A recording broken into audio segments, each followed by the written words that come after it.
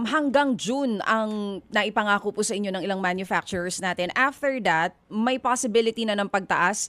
Pag sinabing pagtaas, sa lahat po ng gamot ito, vitamins, maintenance, yung mga essential medicines, maging yung mga nabanggit nyo sa amin last time na ginagamit sa ospital, katulad po nung oxygen mask, gloves, syringes. Karamihan po niyan, ini-import natin, tama po ba?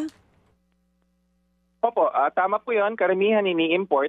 Doon po sa tanong kung anong mangyayari after June, ang talagang diretsahan at hindi nagtatagong sagot ay hindi natin alam. Hindi pa rin natin masasabi kung lahat or konti lang dahil mag-iiba yung tinatawag sa English na market dynamics.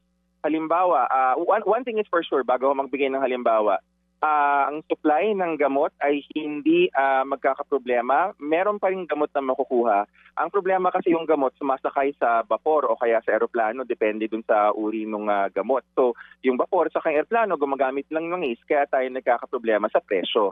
Pero wag ho tayo mag-alala, may supply yan, una. Ikalawa, depende sa magiging takbo natin at patuloy ang hindi lang usapan na pinagpalinuhan at kikilusan.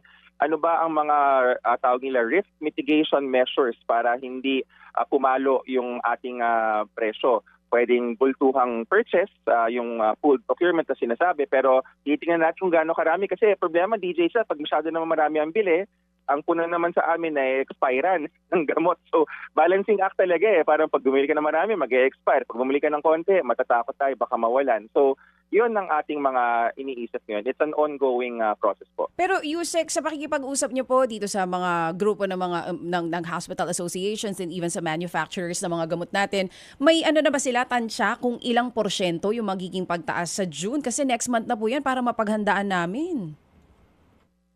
Wala silang binibigay na numero at wag mo tayong matatakot kasi kung ako ho tanungin ninyo, wag niyong hayaang magbigay sila ng numero. Hindi tulad nung, di ba, nagkaroon ng panukala na yung sa hospital daw 5%.